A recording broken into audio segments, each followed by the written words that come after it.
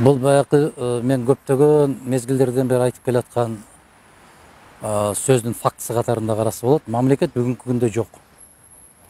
Жогорку соттун чечимин Борбордук шайлоо комиссиясы аткарбай коет деген бул маскара. Бул дүйнөгө маскара бул.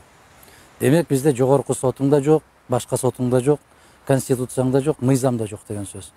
Бул деген азыр шайлоонун алдында бардык талапкерлерге берилген белги. Силер канчалык күрөштү жүргүзбөгүлө биз айткандай болот.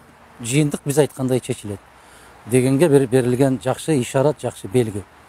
Ушундан пайдаланып, эгерде биз талапкерлер баары ич күптүүлөрдүн ичине салып, биримдикке бардыгы бир пикирге келип, жыйын өткөрүп бир чечимге келишибиз керек. Мен расмий түрдө бардык талапкерлерге кайрылам.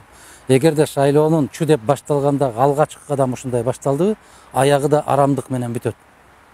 Бул кызылдай арамдык менен бүтөт. Жогорку сот Мадумаровдун соту эмес. Менин тарабымды көзгө. Же жогорку сот Текебаевдин соту эмес. Бул өзлөрү ура дүйнөдө эч кимде жок болгон сот бизде бар деген кыйкырган ошол соту. Бираз намысына келген болсо керек, уятка келген болсо керек, ушундай чечим чыгарып бергенден кийин аны БШК четке кагып аткандыгы, бул шайлоону биз каалагандай өткөрөбүз, каалаган кишибизди жеңүүчү кылып тааныйбыз деген белги. Талапкерлер жыйналышы керек дагы. Эгер мамлекетти, элди башкарабыз, биз конституциянын кепили болобуз, мыйзамдуулукту орнотобуз деген азаматтар көкүрөгүндө чындап ошондой сезими болсо, шайлоодон баш тартуусу керек. Баары бир кишидей баш тартуусу керек. Мындай шайлоонун бизге кереги жок деген чечимге келиши керек. Бирок ага бара алабы, бара албайбы атаңдын көрө кептин баары ушунда. Баары ушундай бир ынтымакка келе алабы, келе албайбы. Мен жанакы жаныбарлар дүйнөсүндөгү бир эпизодко окшоштура берем биз кыргыздардычы. Бул кандай? 100 000 деген антилопа гну деген бар. 100 000 деген. Мүйүздөрү да бар 30 сантиметрден болгон. Бир 20 килограммдык мышык артынан кууса гепард деген. Дыргаяктаган бойдон баары качат. Айланайын 4-5 бирип туруп эле каршы турсаң, качат го ал мышык? Жок. Дыргаяктаган бойдон качат. А бирөөсүнү кармап алып, аны муун туруп аткан болсо, ар жактан карап алып, мурдуларын көтөрүп алып, калганы карап турат. Кудайга шүгүр мага жетпей калды деп. Менимче ушундай бир сезимдерди токтотушубуз керек дагы. Мен жанакы жаныбарлар дүйнөсүндөгү бир эпизодко окшоштура берем биз кыргыздардычы. Бул кандай? 100 000 деген антилопа гну деген бар. 100 000 деген. Мүйүздөрү да бар 30 сантиметрден болгон.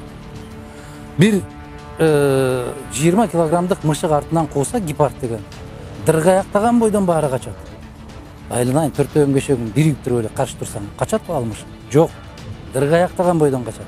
А бирөөсүнү кармап алып, аны муун туруп аткан болсо, ар жактан карап алып, мурдуларын көтөрүп алып, калганы карап турат. Кудайга шүгүр мага жетпей калды деп. Менимче ушундай бир сезимдерди токтотушубуз керек дагы. Баарыбыз жапа турмак күрөшүшүбүз керек. Кеп Текебаев жөнүндө эмес. Кеп мыйзам. Кеп баарына бирдей шарт түзүү. Мына СДПКдан кандидат талапкер болгон киши жүрүп атпайбы тайраңдап, бардык самолетторго түшүп, бардык областтарга барып, баарын жыйнап. Бул деген абийирсиздик. Жеткен абийирсиздик. Эл ойгонушу керек. Эл талапты коюшу керек. Талапкерлер дагы өзлөрүнүн ич күптүүлөрүнүн ичине катып бир чечимге, саясий чечимге келиши керек. Бул саясий чечим ушундай мыйзамсыздыктар ордуна келмейинче шайлоодон баш тартуу чечими. Мен ушуга расмий түрдө чакырам. Ким келет, ким келбейт, аны көрөбүз.